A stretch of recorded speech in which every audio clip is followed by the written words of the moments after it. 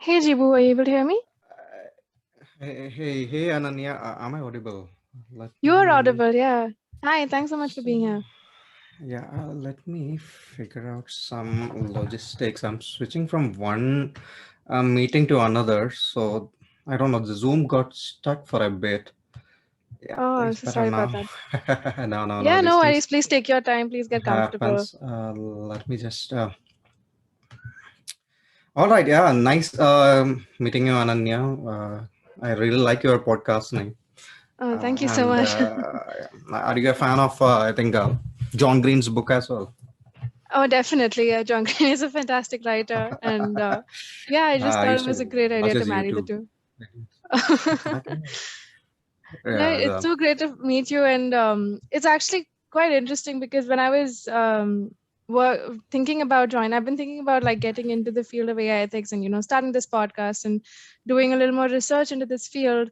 And it's very interesting. Whenever I search up the term AI ethics on LinkedIn, it is always showing me people from like a sociology or a political or like a a research background primarily, and it's and when I search data science, then I'm always getting like the product developers at Google and Amazon and Facebook, and I'm like, why aren't we finding AI ethicists in these companies? So I found your profile really cool because you're not only just handling the research aspect of it, which is of course definitely very important, but you're also implementing it through India AI. And I really loved seeing that because I'm seeing a lot of research happening in this field and not as much implementation.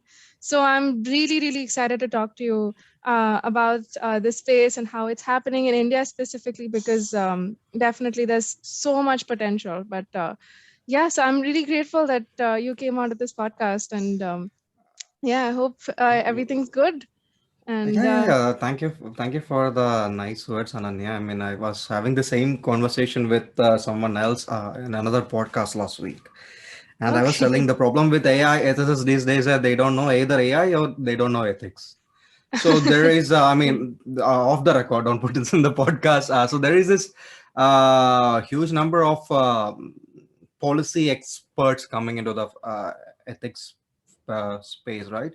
So these are mostly lawyers, and as we know, lawyers like to complicate things. No offense to them, I love them. I love talking to them. Always something new, comes up. So yeah, so there is that, and as a result, what we are saying is the whole narration is moved away from the real questions, right? Real Mhm. questions, like I mean, people seldom speak about the, how do I say, human capital impact or environmental impact of AI, right? Like, okay, Mhm. you see things like like the lithium mines, right, where people are in you are being exploited, or like in countries like Bolivia, where Mhm. people even held coups to gain control of these mines. So these are all aspects of this bigger picture which people don't talk. At the same Mhm. time, something I specifically focus is on the cultural aspects of ethics. I say the cultural and ethics, you can't have a conversation without taking culture and philosophy into ethics. And what right now happening is, all these people who are building these systems, there is a, how do you say, there is a stereotype of people who are building these systems, often white male people. And Mhm. what we are seeing in the AI ethics is also this representation, right? When if you start talking about AI ethics, it often ends up, even if you from a philosophical standpoint of view, it often ends up in what something starts from Aristotle and goes to Immanuel Kant and Thomas Hobbes, things like that, right? So there is this thing, I'm saying there is no, the philosophy is, so we, when we study philosophy in college, it says Western philosophy and Eastern philosophy for a reason. It doesn't mean that one is right and one is wrong. So why don't we incorporate other streams of ideas? We are talking about a technology that might be, the last human invention, so let's see. Yeah.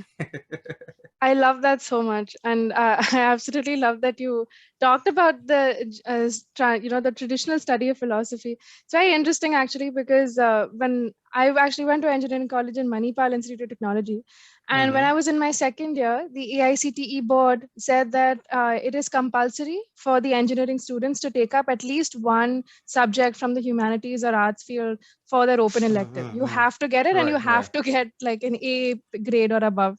right. And so we did. I did choose literary ethics and philosophy as my elective, and this is exactly what I studied. And it's interesting because these philosophies come at a time when like cannibalism and racism and sexism and all of these things were very much a part of society. And while Aristotle and Kant believed amazing things, they also thought it was perfectly okay to subdue women and minority groups. Yeah, And yeah, yeah. That's what I'm saying, right? And mm, there is always this tendency to look down at what is not Western. I mean, mhm. for example, like look at Indian philosophy, and forget the Vedic thing. I mean, there is its own problems there with the Vedic philosophy and all those things. But look at something like the Charvaka school of thoughts, right? They Mhm. believed in materialistic life, work Yeah. hard, play hard, right? So there is such a diversity, the diverse thoughts coming from India in philosophy, and I like look at the Ubuntu philosophy from Africa, right? So there are all these things, but that's my issue, right? The people who are leading this conversation, they are not well versed in philosophy. I'm not saying I'm well versed in philosophy, but it's often focused on few narrow issues. One, the racial issues, I mean, which is a serious issue, no doubt, and the gender issue is also another very serious issue, right? I mean, without equality, there is no point in discussing. But and then the whole idea of privacy and security, it revolves around these three four topics, right? And yeah, then like the moment I speak to anyone who claims to be a AI ethicist from India, the conversation is always about the no, the Puttaswamy, and the Sri Krishna Committee. Then you go to the personal privacy protection, the TDB bill, which is sitting in the parliament for a few years, right? So it's okay. Yeah, these are important thing. Data is an important part of the conversation, but why don't we talk about the human aspect, right? We are talking about machines that are, for the first time, can replicate things we thought only we could do. Mhm. So yeah, so that's, I mean, I'm just wondering, are we started, or we're just warming up? I don't know, how do you do these things? Oh yeah, uh absolutely. We can get started. So traditionally, I would yeah. introduce you, and then we would get into the questions. But I'm loving this Okay, freestyle okay. because Yeah, yeah, and I think I would you're like to sharing be, some I'd like really to, wonderful insights. yeah, I Yeah. like to have this this way of talking, but at the same time, to be honest with you, Ananya, I'm also limited in what I can express publicly, right? In a candid Of conversation, I course, I can express understand. this feeling, but at the same time, me expressing this publicly could,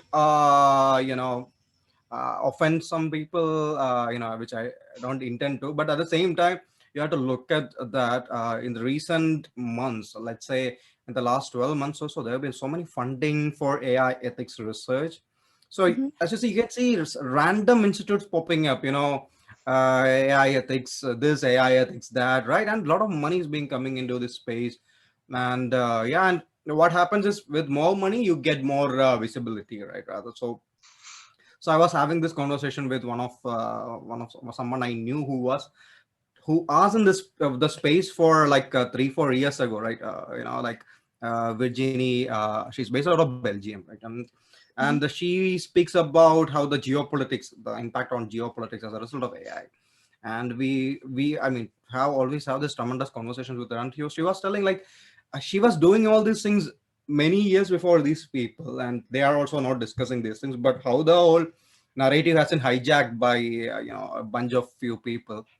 So Hmm. yeah, my fight is to bring the narrative back to the focus of the whole human aspect, and of course the cultural aspect, right? I mean, and I'm getting enough support also, like people like Stuart Russell, those people has been very appreciative of the effort we are doing. So it's a long game though.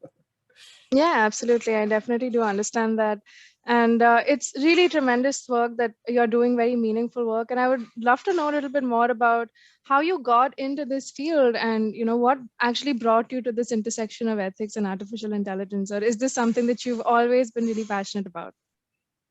So is this on record or off the record? Because the answer varies on the record and off the record. Let's say this from here, this So point onwards, we'll go on the record. okay, so see, I think AI has been something. I think my first. Okay, the first time I had this fascination towards AI, I think I had to go back to 1991 or something, or 1991, 92. People ask, "Oh, how do you remember those things?" Right? I was what 4 year, 5 year old, but I remember things. Unfortunately, things you don't want to remember, I remember mostly. So, yeah. So I remember this evening. Like I can clearly remember that 91, 92. I'm in my hometown, Kottayam, and we were watching this magic show by this gentleman called Muthukad. He is one of the best magicians in the country, and I was fascinated by this magic show. My dad took me to watch this magic show. He's doing all these things, the vanishing beauty, the chopping people up, all these things. I'm like all surprised. But the moment the time reached 9:30, I was start asking my dad, "Let's go home. Let's go home." So normally one wonder why this kid wants to go home when is experiencing such a fascinating magic show. So the answer is I wanted to watch Knightrider on TV, right? So if you are not familiar with this, Knightrider was this 80s American TV show, where you had I'm forgetting the protagonist's name, but you have a car called Kit, right? Mhm. So yeah, and the car and this driver, they are solving crimes. Now, what is the specialty about the car? It's a self-driving car, which is a AI-driven car, a smart car. I don't think we can call it a smart car, an intelligent car. Armed with tools, technology, and everything. And back then, this that the background score, that black car, its lights going, it's as exciting, watching this show. So I was so hooked on this show, and thankfully I'm very grateful for my parents to, yeah, even as a child, to stay beyond my bedtime to watch this show. Now think about right present, how difficult it will be to create a car like that. It's very easy, we already have it, right? We have smart personal assistants, we have self-driving car, we have autonomous weapons, everything mixed together. You can create the Night Industries one, that's a car, right? The kit. So yeah, so that's one of my early memories of something AI, right? And yeah, it's been there since then. I mean, I was very fascinated about it, and I never missed a chance to read up on this kind of thing. So yeah, so it's been there for a while, and I think during my masters I realized it enabled me to see the world in a different view, right? Being in LSE, you obviously get that bigger perspective. You're working with professors who pretty much write the books you're studying, and I was a very clumsy student in the beginning. My essay was absolutely like it was so garbage. It was so bad that my professor, Dr. Robert Boyce, he told me I can't even evaluate it. It's that bad. So, but yeah, but I mean, I'm very grateful for him. Then he took me to the senior dining room. Then he explained, Jibu, the idea of writing an essay with pros, cons, and conclusion at the end. Yeah, that might be what you would have learned in India, but that's not what we are expecting. We want to know what you think about it. So that was a turning point in my life. You started to understand that what is valued in the world is your perspective, if it's unique, if it's valuable, rather than balancing everything, right? So that also led me to read more about the geopolitics. That's where I came across automated weapons, which was very early stage, the lethal automated weapons. And then later on, I think in 2010 or 11, I started hearing about this whole blockchain, cryptocurrency, Bitcoin, right? And yeah, I mean, I was too lazy even to run my laptop for 30 minutes. So I can have like what, 5 Bitcoins back then. So I was like, hi, this is a fad. This is not gonna catch up. This is another scam. So that's what my initial thought was. And by the time 2016 arrived, Bitcoin is a huge thing. And I had this horrible guilt and regret for not taking advantage of it. I mean, I could have, like, back in 2010 to 11, it would have been so easy for me to acquire so many bitcoins, but that's how life is. So in 2016, I had to undergo a surgery, some health related crisis. And the backstory is that I was preparing for UPSC, and I have dedicated a few years. My initial plan was to join the IFS, become a diplomat, contribute towards my country, because I come from international relations background. But yeah, this situation was diagnosed, and the doctor is like, we have to operate it immediately, or it could lead to cancer, serious cancer, and other things. So I had to undergo, two surgeries on, I think, like, weeks before exam. My plan was, okay, I will recover, I will somehow manage to write it, but that didn't happen. And then it put me into this like such a depressed state, right? 3-4 months. One, that you had to go through this physical thing, but which, I mean, there are people who has to undergo these things uh, much in a severe way. Then secondly was that, right, and at 29, I'm looking back and saying my last 10 years has been total waste of time, right? Like, 5 years I spent with 4 years I spent with an NGO, which I'm still part of. I'm a trustee now. This is a t-shirt of our NGO, Mitraniketan. So and then the whole these years I spent preparing for UPSC, and I came close to ICE, and it was a very bad feeling. So then I was like, what, crying is for everyone. We need a solution driven approach, right? So I thought, okay, I missed on Bitcoin, I missed on cryptocurrency. What is next? AI. Okay, that's where I'm gonna jump into. So I'm being honest here. So, but yeah, I was always fascinated about AI, and yeah, then I was working with Times of India as a tech journalist, Times Internet actually, and when I shifted into another team, the only thing that convinced me to take it up was, you'll be covering future of technology. And I said, yes, okay. I don't want to be a tech writer covering consumer electronics. No, he said, you will be writing about, focusing on AI, blockchain. And that's when this huge crypto explosion happened. I remember the Bitcoin became 10,000 rupees. I mean, that was a big thing back then. Now it's 40, 50 lakhs. But so then there was a value for whoever, a journalist who is covering these technologies. Your expertise now become important, and that's the time when so many things happened also. Like a lot depends on the consumer electronic companies like Apple and Google introducing many tools like the duplex tool, or the voice tools. And also then, yeah, it become relevant, so that I think I might be the first AI journalist in India. I don't know if there is I mean, as much as I am aware of.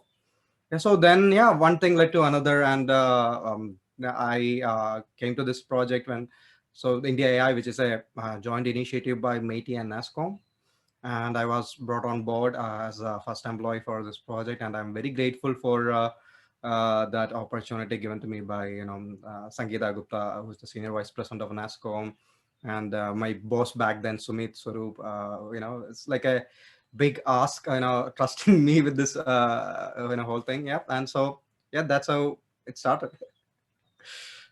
That is so fascinating that you were one of the harbingers of the entire culture of bringing about AI ethics. And I definitely think you're right. You are one of the first journalists to actually go into this space. And I love that you talked about the educational aspect of it as well, because we're seeing this. It's very alarming to me how I'm seeing a lot of my younger cousins and kids who are like between 10 to 12 years of age. They want to learn data science, they want to learn AI and machine learning. It's not even that they want to learn, it's being enforced on them.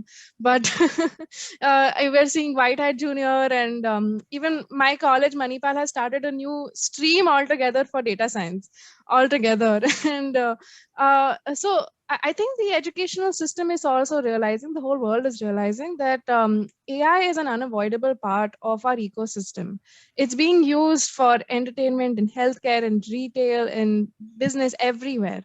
So it's something that well, no matter what background you're from, whether you're working in technology, whether you're working in law, whether you're working in policy, whatever it is, you will have to know how this technology works, because it's very it's something that scares people also. I think the fact that, oh, there is this machine that can do something better than you can, that can do something faster than you can, and if you don't have control over it, then it can lead to a lot of unexpected consequences. And I really like that you mentioned Knightrider, and how a lot of those influences. In fact, I previously had this guest called Eleanor Drage, and she talked about she's actually done a lot of analysis into the kind of books that people like Elon Musk and Bill Gates and Steve Jobs read when they were younger, and they would also read a lot of sci-fi. So it's literally like we are manifesting the reality of what we read in all these books from the 1920s, the 1940s, the 1980s. So I think those authors are the real visionaries here, and we're just sort of manifesting what they came up with.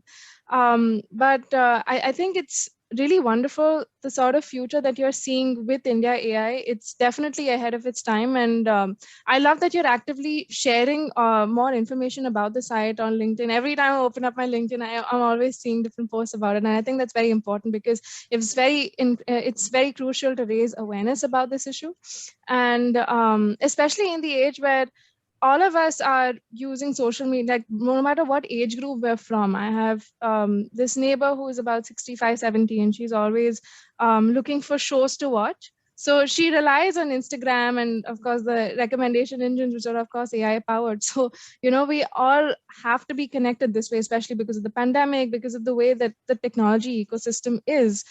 There's just no avoiding it. It's very nice and dandy to say that, oh, we can just become hermits and go away to Greenland and like just detached from all everything that's happening in the world. But it's very, very difficult to actually execute. And I've been reading about this term called techno hypnosis, which was actually coined by Nietzsche, and he tried to explain how technology is often used to soothe rather than to cure. So if you see a lot of for example, Instagram filters, I think, are a very good example of this, where, of course, it started out really fun, right? They actually are using Snapchat filters, and Snapchat was doing this thing where they would, first it started out very innocuous. It wasn't really something that was meant to, of course, not created with the intention of building insecurity in the users, but something to just add cat ears or dog noses or whatnot. And but now it's come on to, oh, this is the perfect eyebrow and perfect nose to shape your face, and this is what you would look like with a certain kind of hairstyle and with a certain complexion. And it's getting pretty problematic. It is appropriating a lot of cultures and doing a lot of things that are definitely crossing some lines. And I just wanted to, and it's not just within this craze of filters, but I think it's happening in general, because most of our technologies are powered by the West. Everyone is using Facebook and Google and Twitter and Instagram, and a lot of their policies have been created in Silicon Valley. And I was reading this very interesting article about how during the G20 summit, which happened in Osaka, India abstained from signing the declaration on the digital economy, because they felt like it does not do justice to their requirements, that it's very West centered. So India, Indonesia, and Africa actually refrained from signing the declaration. And Eleanor actually coined a very interesting term. She said that this is colonial surveillance. So I would love to know your take on all of these different issues, and do you think that these are legitimate concerns, or do you think that there are actually some long-term problems that could stem from here at play that we're probably overlooking? Okay, that's a very long question, Ananya. So let me answer one by one. Yes, thank you for the kind words on India AI. So we've been working on this project for last 4 years. I've been working on for 4 years. We have a phenomenal team. We get such a great support from the Métis, from the minister to the secretary to the president of NEGD, Digital India, and MyGo, Sri Abhishek Singh, who overseas, who's been a patron, or how say mentor of the program, as to NASCOM, where you have amazing leaders like Deep Jani, and as I mentioned, Sangeeta Gupta, and our of course we have our my project leader Asna, and my colleagues. We have a very small team, but we somehow plan to punch above our weight, which is a good thing. We operate like a startup. That's what we speaks inside. So yeah, it's a phenomenal opportunity, and though my humble request to the whoever watching or listening to this is to check out IndiaAI. It's indiaai.gov.in. Now, coming to that another point you mentioned, the aspect of culture. Yes, I mean the science fiction has a lot of influence on how we have shaped the technology.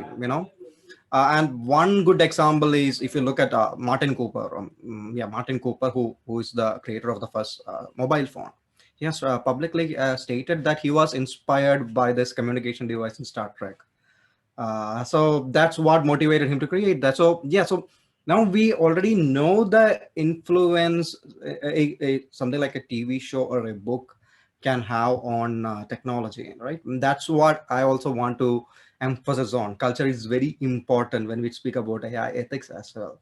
So for example, for an American, privacy is a very paramount concept, personal privacy, right?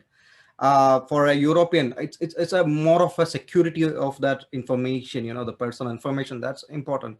Now you come to Asian societies, let's talk about China. Now you look at China and you tell that, hey, I want privacy. They will be like, no, no, no, you're a very selfish person. And we also have this experience living in joint families, right? And what kind of privacy did you have, right? Whatever you are doing, whatever your parents, may not be your parents, but your cousins know, your aunties know, your uncles or your grandparents know. So the even something which we consider very important, a notion such as privacy, has a variable, like you have a different wavelength of different like scale of importance in different cultures, right? Similarly, I mean, when I got started into AI ethics, that's something that fascinated me most was the trolley problem. I'm sure you are aware of it, right? You have a train coming out of control, and you have two tracks going left and right, and you have a lever which if you want, you can pull and divert it to one direction. So by default, the train is going to the left track where five people are trapped in, and if you go, on the right trap, there's one person trapped down. So if you pull the lever, you can change the course of the train from the left to the right track. So pretty much saving the five by killing the one. Now it's very interesting how people from different cultures answer these questions, and I have taken a personal effort to ask these questions to as much diverse set of people across the world, right? So if you ask someone from West, they will normally say is, I won't pull the lever because it's not, it's not my thing. But they will, or they will say, if I pull the lever, I will become a murderer, right? I'll be killing one person, but if I don't pull, five people died in accident, right? And whenever you ask in a collective, a culture like a Japanese or Chinese culture, the answer is no. I will kill one for saving five. Now, yeah, Europeans are a little different. They will ask more questions. What is the details about the five people? What if it's a baby? What if it's a criminal, right? So it's interesting how this one simple problem, thought experiments brings out different kinds of answer. And coming to you, yes, there is this West predominant, uh, how do I say, dominance in bringing up these frameworks, regulations, because in the end, most of these tools are being developed by them, right? I mean, I will tell you something very simple. Like we know that Chinese applications and phones are being used for surveillance, right? Uh, so and there is this funny story also how China helped African Union build their headquarters, which was full of Chinese surveillance equipments. I mean, it's true, it's true, and yeah, we have banned, our government has banned many Chinese applications and tools. And yes, there is this global narrative that Chinese are the spies, like things like that. But we often forget why Edward Snowden has to go hiding in the first place. right? He brought out the Prism thing, how these tech companies, if you remember those slides for the Prism program, you see all these big names there. So it's not that the West is doing anything better. They by default trying to take this moral stand over let's say the emerging countries and the global South, telling okay, we have a higher moral ground and we are right. That how do I say that arrogance, right? And like, I don't know if you remember in 2012, this paper was published by I think I think Jamie Gallery, Adam Kramer. I think he was the lead author, if I'm correct. So it's titled "Experimental Evidence of Massive Scale Emotional Contagion Through Social Networks." Okay. So what this experiment did was, this was done by Facebook, that in January 2012, they tweaked the news feed of around 700,000 users. And what they tweaked it to in order to see can you manipulate the emotion they feel. So in summary, they showed a bunch of people, one group very depressing news. They purposefully showed depressing news, and another group they showed cheerful news. Then they analyzed based on these how do I say the participants. I mean, they were not willing participants, of course, through the huge terms and conditions you agreed to. Yes, you are a legal participant. So they started expressing that those who saw depressing content became depressed. Their Facebook post has been depressed, their behavior has been depressed and sad. On the other side, the who saw cheerful content become, of course, happy and cheerful. So the whole question of ethics, where is the ethics of conducting such experiment? And now you hear the role of Facebook in genocides in Myanmar, right, in Sri Lanka, and in many countries, right, and they're getting away with this. So there is this big question, and that's why, like I said, yeah, the ethics is I think Adam Kramer was part of Facebook when he did this experiment. There was a lot of outrage about it. Similarly, you spoke about these filters and tools and things like that. Do you know that Facebook used to use our Instagram hashtags to train its AI models, right? They used it as a data label, free label, right? So it's the I mean, there is a lot of thing. There are a lot of this new catchphrases. People say data is the new oil, but what my favorite is big tech is the new tobacco. So yeah, I mean, there is a lot of question when it comes to ethics part of it. And I mean, this is why you look into something like AI, right? Like, you look at these algorithms which are in many cases uh, opaque, right? And you have no, I mean, why it arrived, you go into a bank, right? You bank and you apply for a loan. Now sometimes there are instances where loan applications by black people have been rejected, right? And the problem now is, you can't accuse that, okay, my loan is rejected because it is racial discrimination. No, because they will say, oh, it's an algorithm that took the decision. How can an algorithm be racial? Now these AI systems, these systems are as good as only the data sets on which they were trained on, right? So that's why there's a whole idea of the like ethics of the business practice, AI business practice. Now you see all these people coming and saying see, our AI is responsible. It meets the responsible AI, like pillars, right? The 10 pillars or 5 pillars, like it's accountable, it's fair, it's secure, it's private, those things.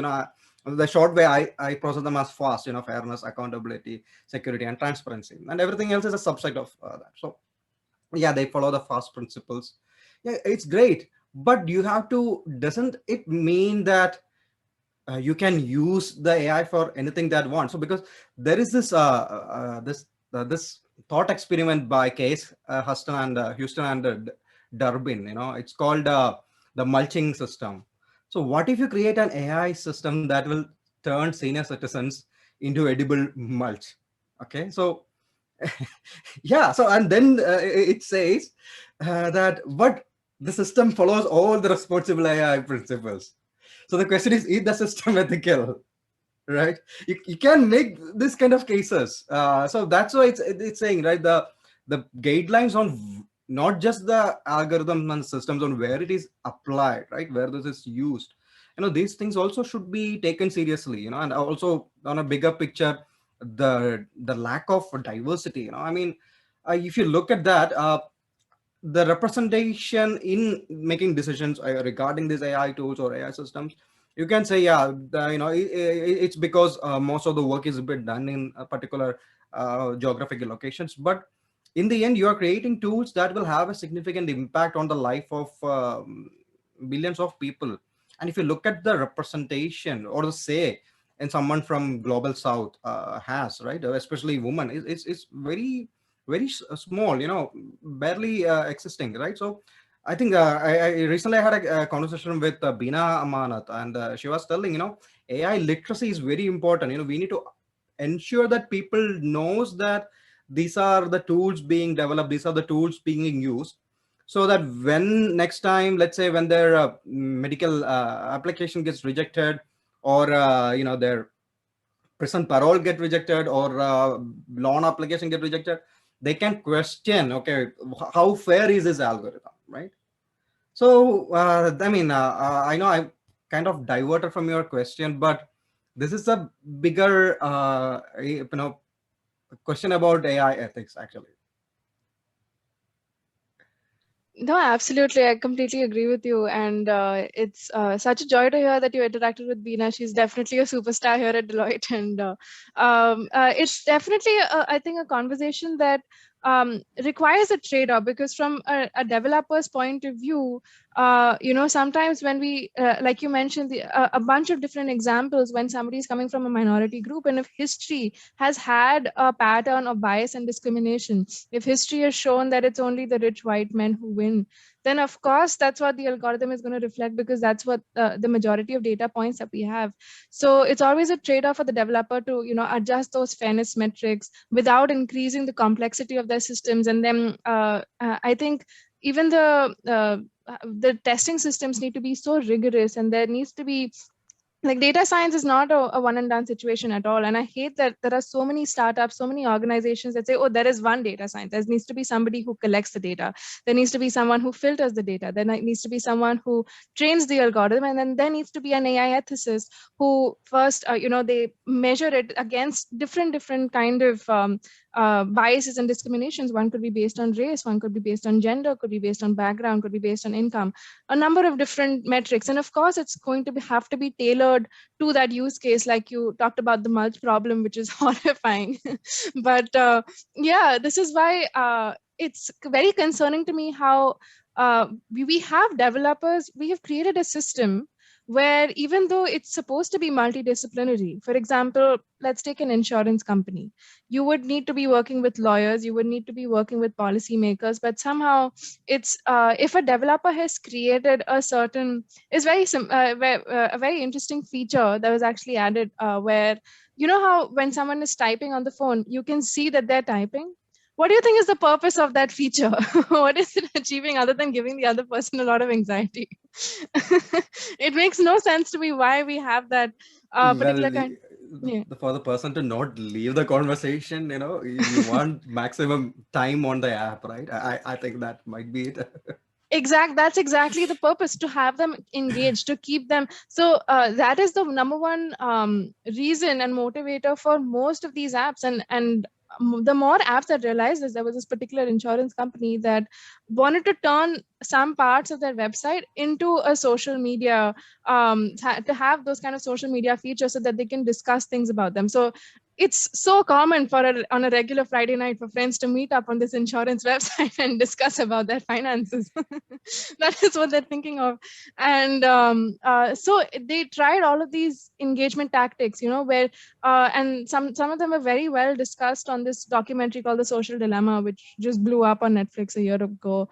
And you know how they will add some kind of moving, or they'll moving animation, some graphics that will be red, or some kind of color that attracts you, and then you can't help yourself but click on it, and then you just keep scrolling and scrolling and scrolling because it's just showing you this content and you're just ingesting it mindlessly. And I feel like the only way to tackle this is if you keep sharing India AI content, and you share so much of it that it just floods LinkedIn traffic. So then no matter where they scroll, they're always finding it. It's the only way, because right now, the techno hypnosis sort of theory, I think, has really come to fruition. It is so difficult for us to think, even when we're trying to take breaks from work, we'll think, oh, it's a 5 minute, 10 minute break, and we'll go over to Instagram. And then next thing you know, it's been an hour and a half and you've not gotten anything done. You've not learned anything new. Um, and I think a big motivator for this, like you talked about how, the West is controlling this narrative. The reason they want to collect this data, and the reason that this hyper surveillance issue exists, is because we allow it to exist through our marketing and through our advertising policies. Like you said, we're not reading these terms and conditions that make us a willing participant in all these activities. So we might think that, oh, we're on here for cute dog pictures and cute cat pictures, but there is a local business that's trying to grow itself and expand and reach out to more users. And lately it feels like that's all it is. The social aspect of it is not really there anymore. It's more of like the media aspect that remains. And I think that of course, there are parts of it that have actually been compared to gambling and the addictive substances, but online manipulation and addiction are growing more and more, and it's scary to see that this has sort of become the core business model of the internet. So, what kind of harms do you think could emerge from these new forms of personalized marketing? And how do you think it can be regulated? Because as a developer, I admit partial blame. I do understand that we we have been given too much power. That is the problem. So a lot of times we might execute some things which, if there isn't enough testing, if there isn't enough regulation, it will be gotten away with. Not because developers have any nefarious intentions. It's just because, how can you rely on one person who probably has a master's in their computer science degree and knows everything there is about programming?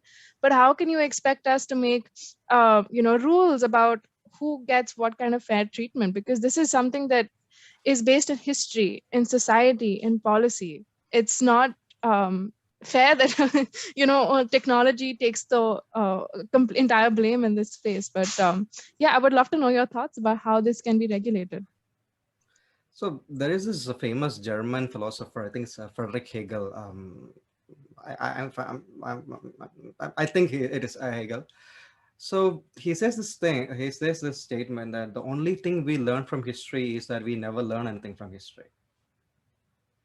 So that's what happens, right? And my one big worry or one big problem is when technology right now, digital technology is causing a problem.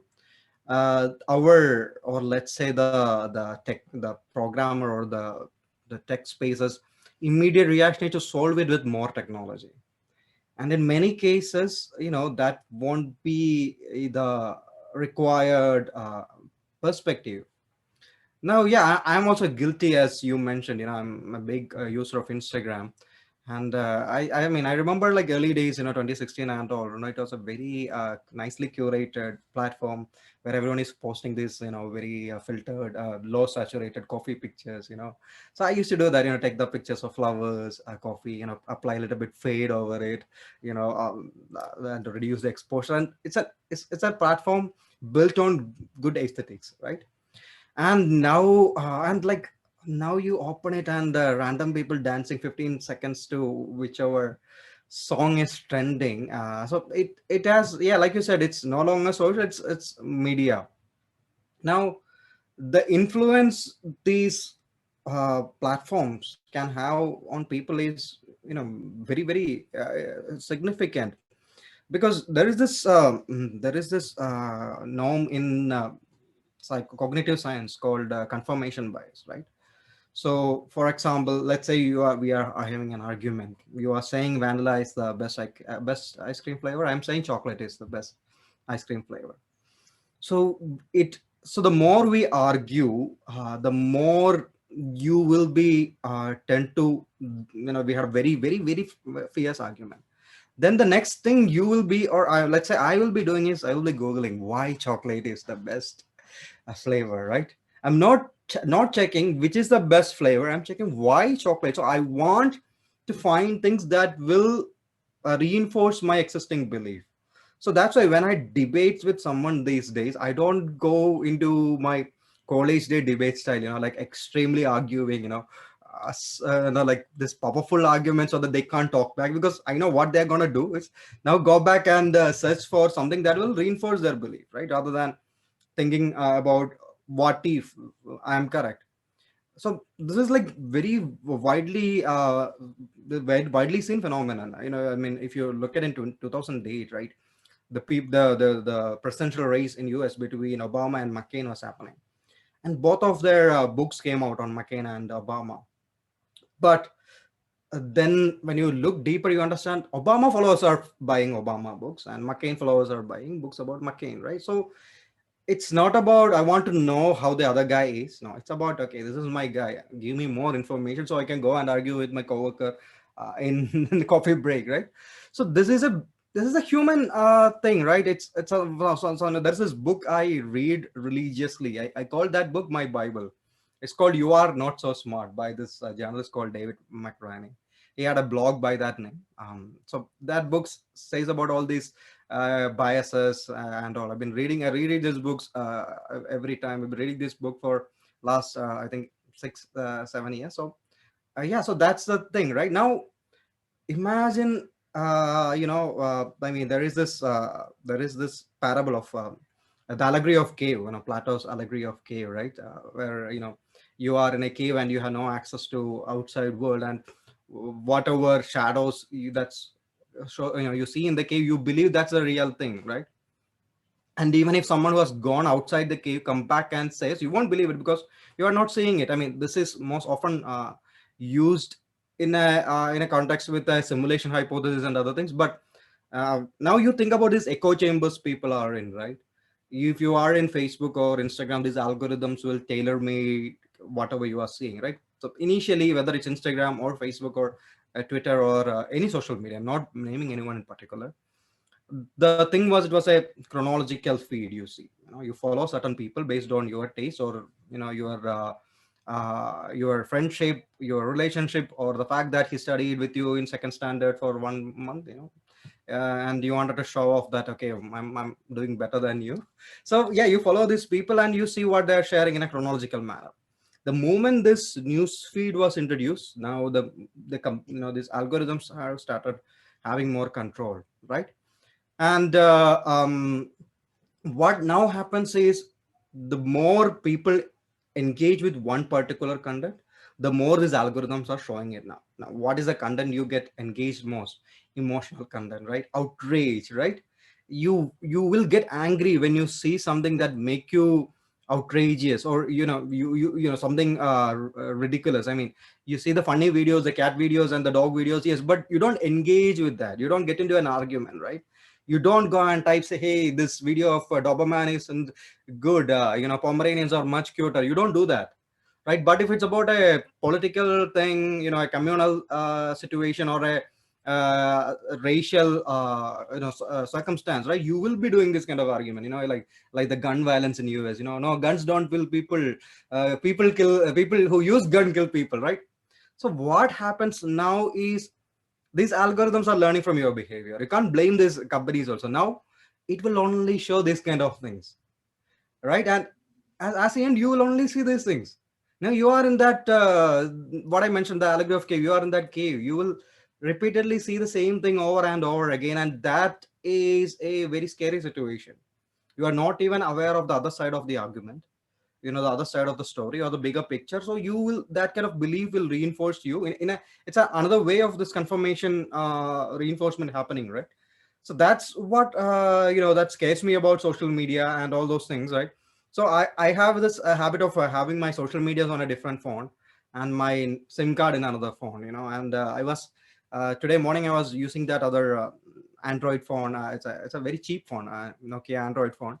And when I was opening Instagram, it is getting stuck. It is not scrolling. So I was like, oh god, this phone is very bad. I should get a new phone. And I was looking at offers in Amazon, And then I realized, no, this is good because that pod is not doing well, working well.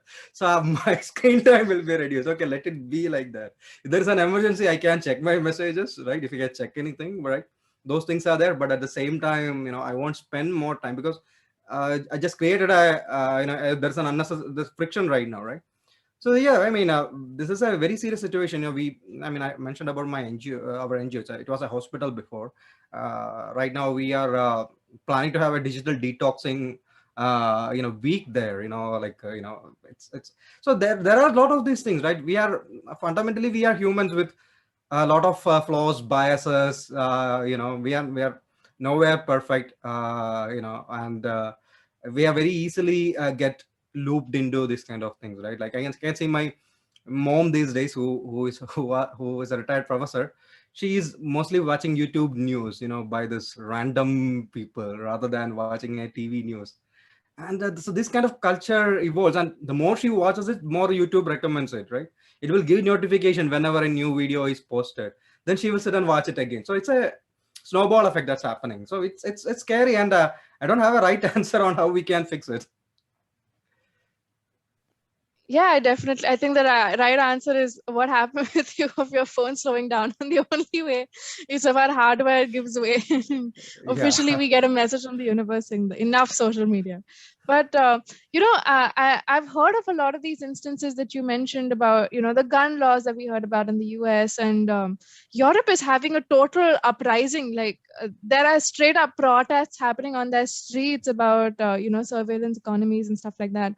And I'm very interested to hear about what sort of effect is that having in India, because Jio and Aditya Birla and a lot of these companies have announced very proudly that they are integrating AI into their algorithms. So basically everything from who gets better healthcare insurance, whose bank loans are quick going to be processed quicker. I think there are all kinds of different aspects, even within like agriculture.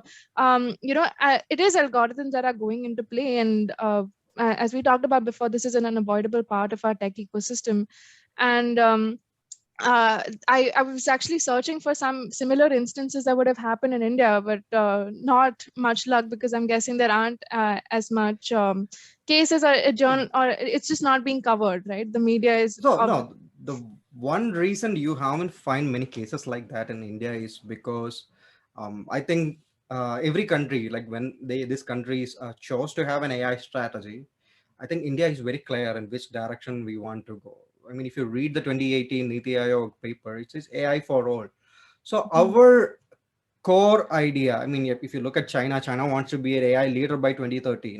Whatever the way it is, they view AI as a part of their asymmetric warfare method. They are aware that in a situation where there's a direct conflict between US, right? They can't win in a direct head-on conflict, but what is their advantage? So that's where the idea of asymmetric warfare comes in, and they see AI as one of the key tools in their arsenal. So they want to focus on that.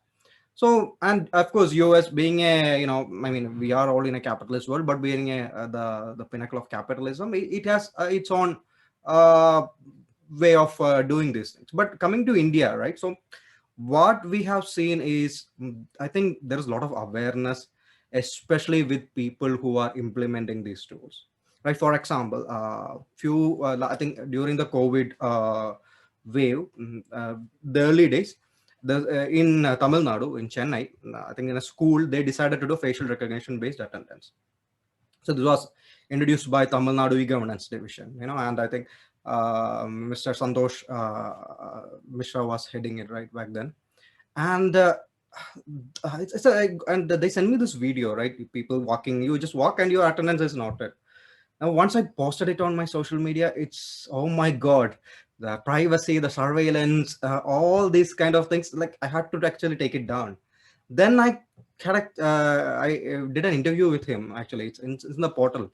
They said, see, we are aware of the issues. We are aware of the privacy concerns. So this is an edge system. This data is not stored on a cloud. This data is not stored on anywhere else. It stays in the computer that is in the school. It's not leaving that school. So, and it's fascinating, if you look at the frameworks that we have come up with. For example, I think last year NITI Aayog came up with two working group, the two draft proposals on responsible AI. And if you look at Tamil Nadu, they have already created this two papers on how to procure AI tools. The framework on AI tools. There are this two deep max. I think they say this abbreviations, which I'm not recalling it right. So I think because of whatever is happening in the world, I think our leaders are very aware and very careful on how to approach this. So a few years back, I think in 2020, we had one of the largest AI summits in the world. It's responsible AI for social empowerment, Race 2020, organized by Ministry under the leadership of Shri Abhishek Singh.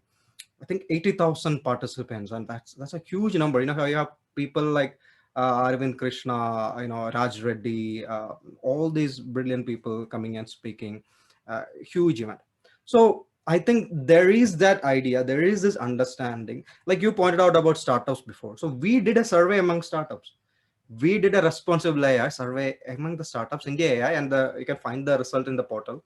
And we released a handbook also. We asked this question simply: do you think how do you think your algorithms, your data set is biased? That's a question.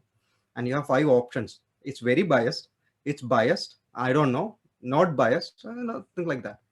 86% of the participants said it's biased or very biased.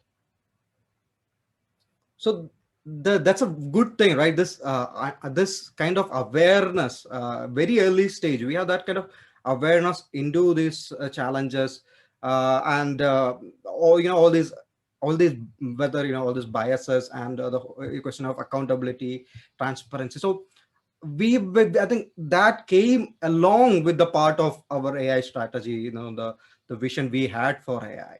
So I think that's one of the reasons why we are not seeing a similar situation. I mean, the government is aware, or the stakeholders are aware. This is not a perfect solution, right? So lot of guardrails are put on. I mean, we are yet to have a legislative framework, but at the same time, you have this few serious ideas, right? One is that for India, it's AI for all, right? Responsible AI, right? Responsible AI for social empowerment. That's the mantra, right? So responsible AI means all these things should be taken care of. Secondly, coming from another perspective, is how can we add, I think the Prime Minister himself mentioned in the Race 2020 Summit that we can become the manufacturing hub of AI tools for the emerging countries, right? So the thing about India is, if you prepare for UPSC, or if you studied geography texts in the high school,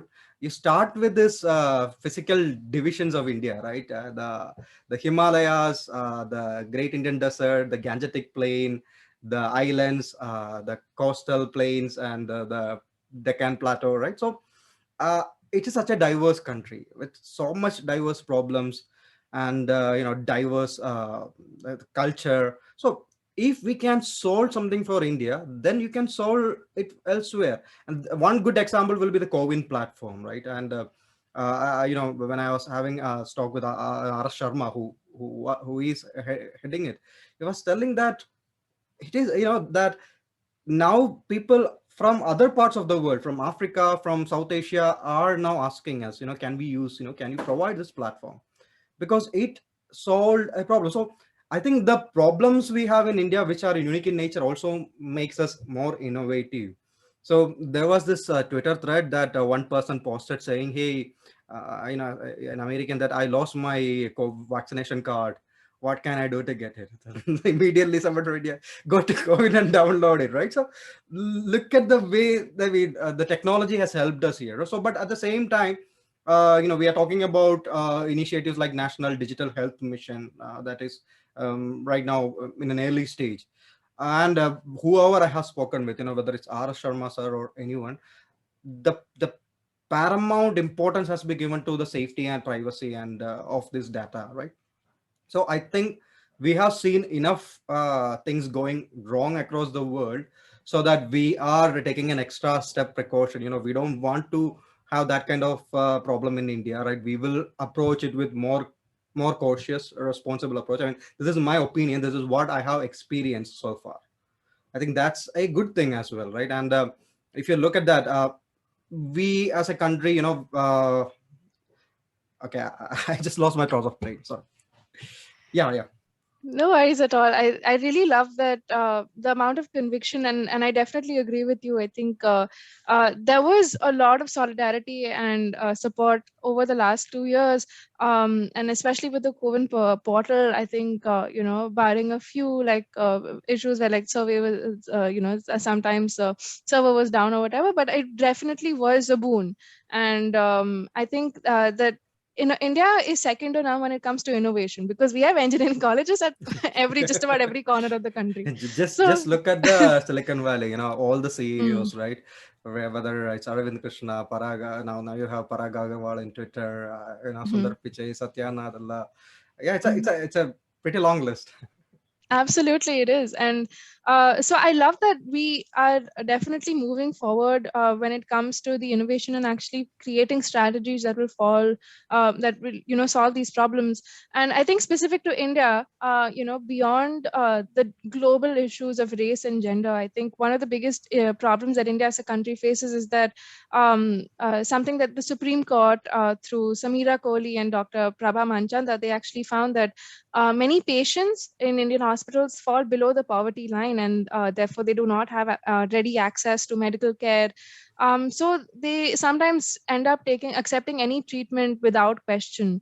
There's always a question of how algorithms can actually be leveraged, because there has been a lot of talk about integrating healthcare into in order for like having preliminary so operations and stuff, because one, it will cost probably lesser than a real doctor, and it may be able to enhance patient care in a fair, inclusive, and transparent manner. Now when it comes to integrating AI into any system, I think there's always this trade-off between, like you mentioned about the school system, right? Of course, it's a very easy way for a student, like from the perspective of a student, this is great, because a lot of times during attendance, students tend to fall asleep or not pay attention, and then they lose it.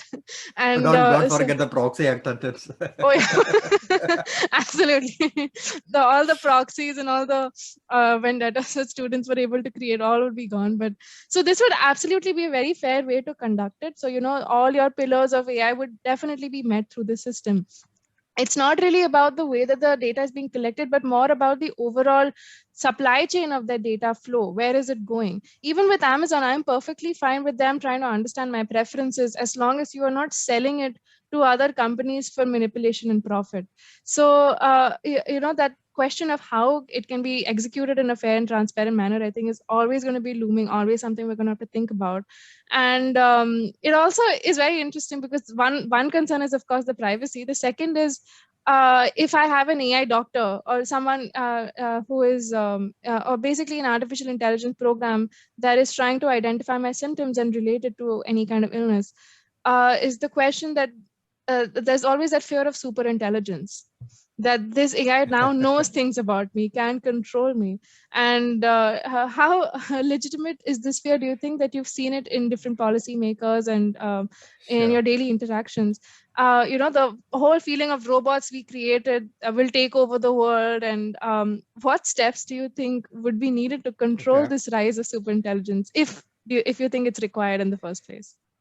So I will first answer your first part of the question, which is about incorporating AI in healthcare and other areas. So, as a country, we have few very big challenges. One is we are very much like 50% of our workforce is in agriculture, and another thing is accessible to healthcare. Being a big country and with limited resources, that's another problem. So one of the things that get me excited about AI is how AI can be a problem solver in these cases, right? So there is a startup called Niramai based out of Bangalore. They, Geeta Manjunath, who's a founder. So they have created this non-invasive, breast cancer screening tools, and they have been holding health camps and things like that. Now look at what you can achieve from a tool like that in a country where you have an acute shortage of radiologists, right? Imagine you are living in, let's say, in some remote village in India, right? Somewhere in like what Narayanpur or some Narayanpur in Chhattisgarh, and your nearest city will be Jagdalpur, and if you want better treatment, you have to go somewhere else also, like a Raipur or somewhere. Now, imagine if you have a local clinic where you can get that preliminary diagnostics done, right? At least getting a negative result will be very very peaceful. At the same time, you getting an early detection is going to play a critical role in your treatment. So that's what something that I feel very passionate. Similarly, look at agriculture. Look at the work Vadwani AI has done with cotton farmers in Maharashtra, right? It's now helping these farmers identify the pest, in a very efficient manner. Or startups like Cropin is doing with the crop insurance program, the Pradhan Mantri Fasal Bima Yojana. They're helping with the assessment. So there are many areas where AI is helping the people who are in the bottom half of the pyramid, right? Now there is the national language translation mission that is happening under Miss Simi Chowdhury, right? So those things where these technologies are leveraged in a right way. Similarly, I mentioned the digital health mission, right? You will have a e-health record, which will be very important, right? So the whole reason why I was able to get my first vaccination in one part of the country and second vaccination in another part of country is because of the platform like Covin. The same, they had the record, they know which was the vaccine I used, what is the time gap, and one 130 crore people getting benefit of that is it's incredible. So that's where AI excites me, whether it's about agriculture. I mean, there is lot of impact happening with AI in agriculture and healthcare. You have startups like why I'm forgetting Aqua Connect, yeah, by Raj. Aqua Connect is working closely with shrimp farmers, right? So, and the big companies, you have the IBMs, the Tech Mahindra, Microsoft, all working with farmers and in healthcare. Similarly, something, I mean, I keep repeating this initiative in most of the speaking opportunities I have. So this is an initiative by the Tamil Nadu governance agency called eParway. So which was a cataract detection tool. So there is a AI powered cataract detection tool, and of course with a lot of emphasis on data protection and privacy. And so the state's blindness control society, with the help of e-governance agency, they use this tool to predict whether the person's eye has a mature cataract or immature cataract, or no cataract, right, based on the images captured. So all you need is to carry a smartphone, run this app and take the picture, and this data is centralized, processed in 5 minutes, right? And then based on that, there is a district wise dashboard where the district Medicare officer receives the details of the patient, and if a surgery is required, those things can be arranged. Now consider the fact that in rural India, the ratio of an say ophthalmologist is one for every 250,000 citizens, right? So that's huge. Now if you have people like maybe semi-trained, you don't even need medical professionals to use this kind of tool. You can have local health centers can deploy this kind of tools. And look at that. Now you know that 70% of the preventable blindness in India is caused by cataract, right? In age above 50. Now with this tool, they have already scanned over 2,000 patients, I think in early 2021, and this is expected to help over 20 million people who are above 50 in Tamil Nadu, right? And like whenever I have conversation with the teenager, they said other states are also welcome to use this tool, right? Similarly, Telangana's project, with the World Economic Forum on healthcare, on agriculture, their crowd management tool. They have this tool where the pensioners doesn't have to be to present in person to give the proof of life, right? So these things are solving problems of some of the most vulnerable sections of our society, and that's how it should be, right? And that's why we says if we can help these vulnerable sections in India through AI tools, we can definitely help people in Africa or South America or Southeast Asia, wherever it is needed. Now, coming to your second question about super intelligence, right? I think one of the early books I read about AI is James Barrett's book called Our Last Invention. And then from that book, I read Nick Bostrom's famous Super Intelligence, which was a very great book.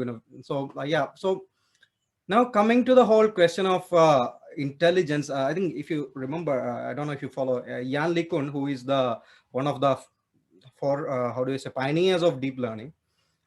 He in few days ago he said that AGI can't exist because all intelligence is necessarily specialized, right? And it's a merely question of degree. Like even he says that even humans doesn't possess general intelligence. That's his point of argument. Now, similarly, if you read, there is this story about the clever hands, the horse. I don't know if you know that, right? There was this horse which lived in the early part of 20th century, 19056 in Netherlands, and this horse, was claimed to have performed arithmetic and other intellectual tasks, right? So this horse was a big phenomenon. A lot of stories being done, a lot of articles being written about this horse. A horse that can solve math problems. But I think in later in few years, I think the 1907 or 8, they actually set up a commission to study this clever hands. And later on, it realized under a psychologist, and they realized that the horse actually it was not actually performing any mental task, but it was just watching the reaction of the trainer, the who was Wilhelm von Osten. So the horse was only good at reading the emotions or the thing of the trainer, and it is behaving accordingly. So they found this out by asking questions that the trainer didn't know answers about, and the horse had no answer. So if the trainer didn't know answer, the horse had no answer. So the whole question of intelligence, right? I think Kate Crawford used this to explain how AI is right now, to demonstrate. She says that AI is neither artificial or intelligent, right? And it's a brilliant book, Atlas of AI.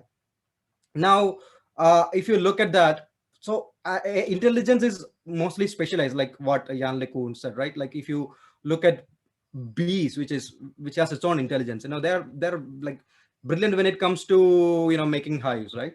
Or look at beavers, they are excellent in making these dams, things like that. But bees can't build dams, and beavers can't build hive, right? And even if you watch that, you can't learn it.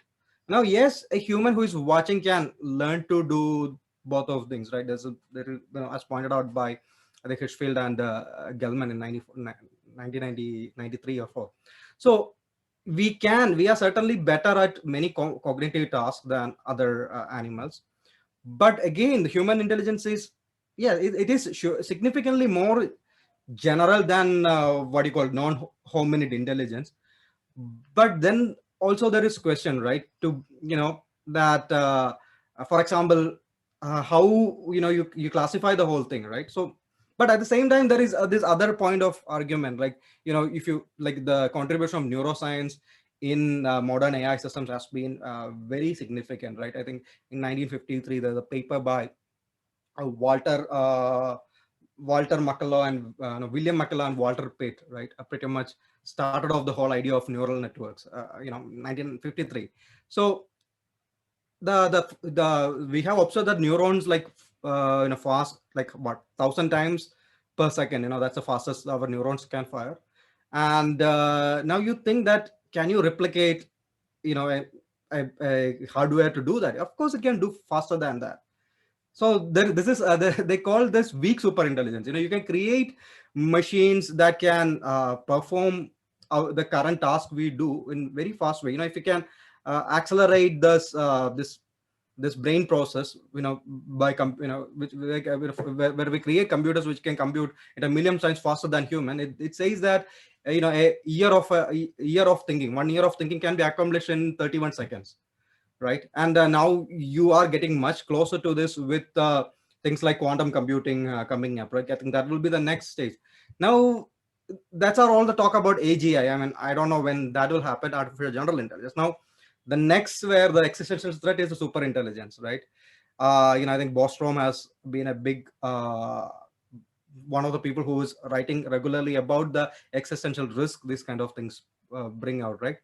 So there is a question, right? What if you create, sort of super intelligence that can create more super intelligence, right? So you have seen all these movies, the Matrix, the iRobot, Wall-E, all these movies where you have seen this intelligence AI system taking control of the world, and we becoming somewhat colonized, or I don't, being farmed like cage animals, right? So these things are there, but it is gonna take a long time. But at the same time, we have a good opportunity right now to figure out how we don't have to wait till something goes wrong to create frameworks, create necessary guardrails and things like that. But I think super intelligence will take a long time, and I think we have enough time to prepare ourselves for that. Yeah, absolutely. I completely agree with you. I think the preemptive measures that can be taken definitely, I think, should focus more on, the problems that we have at hand. Like you rightly mentioned, it was really wonderful to hear about so many different policies that, usually we're not aware of. It's very, and I think definitely social media has a big player in that, to always show us depressing news and to show us that, oh, there are all kinds of problems happening in the country, but there are wonderful policies and wonderful people working on Social them, media such is as, not showing social media is not showing the depressive news. You are reacting to depressive news, and yeah. it is showing what you are interacting with. Exactly. Yeah, that you're absolutely right. I think there's a little bit of a masochist in all of us, and we're just, responding to whatever will engage us and enrage us. But there is no shortage of incredible things happening. Absolutely, and I think the future is very bright when it comes to working on quantum computing and neural networks and deep learning, and it's absolutely such a fantastic and fascinating field. And thank you so much, Jibu, for enlightening us so much, and for having such an illuminating conversation filled with so many references. It's always mind blowing to me anytime you reference a specific year or the exact name. It's almost like you have an eidetic memory, which is so impressive. So thank you so much. This has really been something that is so valuable, and I'm definitely going to go back and check out some of the books that you mentioned. But Sure. yeah, thank you so much for this. Do check out IndiaAI first and foremost. A few things. Yeah, absolutely. Disclaimer: whatever I have mentioned here is my own personal opinion. It doesn't reflects the Métis or NASSCOM's or IndiaAI's opinion. I want to get that out upfront. And at the same time, IndiaAI is a national AI portal, as I have mentioned before. It's one space where you can know everything in AI in India. If you want to know which are the startups that are working in the space or what are the use cases, we have a very strong content side. We have so many very useful information, data sets, and the information about venture capitalists who funds AI startups, academic initiatives, what courses are available, and of course the Future Skill Prime skilling platform is also being linked to. We have a link to that also on the portal. So you should check out, whoever watching this, if you're interested in AI, do check out IndiaAI. It's indiaai.gov.in, and we'd love to hear your valuable feedback on that. Absolutely. Yeah. I will link it in the description of the podcast, so the listeners can go check it out. And Thank you. yeah, thank you so much, Jibu. It's been wonderful talking to you.